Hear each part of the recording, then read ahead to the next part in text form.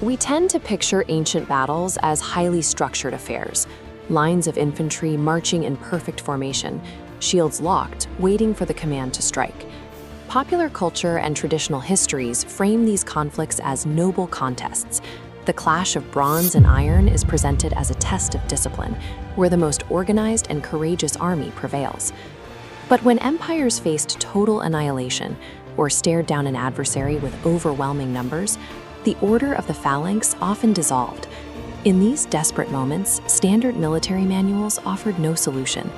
Formations fractured under the pressure of entirely unpredictable forces. To survive, commanders resorted to tactics born strictly from desperation, deploying biological and chemical weapons long before the modern era. Armies weaponized the natural world itself. They extracted venom from snakes, fouled drinking water with rotting carcasses, and exploited the sheer panic of wild animals to tear through enemy lines when conventional steel failed. The battlefield became a volatile environment where the standard contest of strength was complicated by unpredictable forces. Success now depended on managing living, volatile weapons that were often as dangerous to the user as they were to the target. This relief carving illustrates the tactical nightmare Roman infantry faced, the Hellenistic war elephant. Outfitted with armor and a tower, it acted as a living battering ram. Against thick hides, a standard spear was useless. Its momentum would crush a shield wall before infantry could strike. Artifacts like this bronze pig figurine point to the Roman biological solution. They discovered that elephants possess a highly sensitive, instinctual fear of the rapid movements and high-pitched squeals of swine. In 266 BC, during the siege of Megara, Macedonian king Antigonus II deployed his elephant corps to smash the city's defenses. The desperate defenders responded by dousing their local swine in pitch and setting them on fire. They drove the burning animals straight at the Macedonian lines. The agonizing shrieks and flaming charges of the pigs triggered an immediate panic response in the elephants. The massive beasts bolted. Terrified, they spun around and stampeded through their own Macedonian ranks, trampling their handlers and breaking the siege entirely.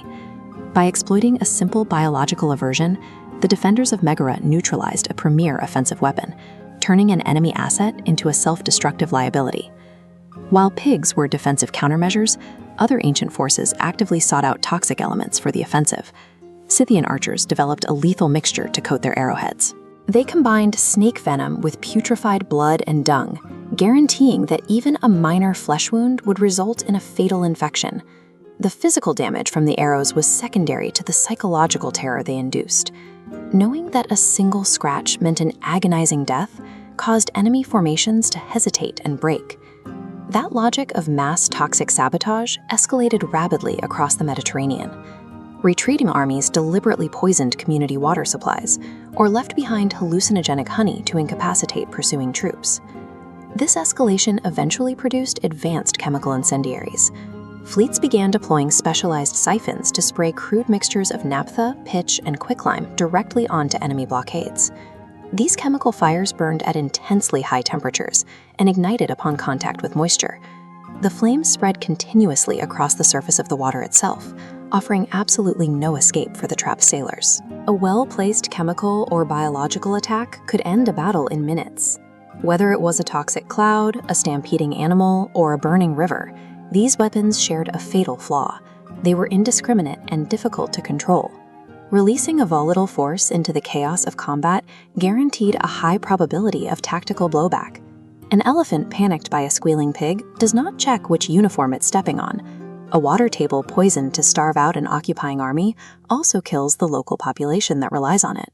The ancients understood this risk intimately, and they encoded it into their mythology.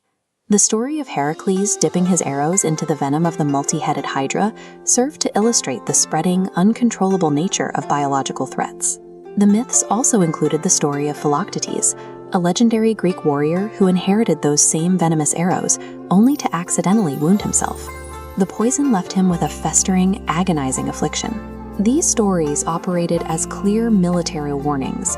Ancient commanders knew that the moment you draw a poisoned weapon, you accept the risk of becoming a casualty of your own arsenal. The terror of facing an invisible, indiscriminate threat forced ancient civilizations to develop early rules of engagement. A double standard emerged. If an invading army poisoned a well or fouled a crop field, historians and generals condemned it as a shameful, cowardly act. But if a besieged city used those exact same toxic tactics to repel an invader, the act was often celebrated as a stroke of tactical ingenuity.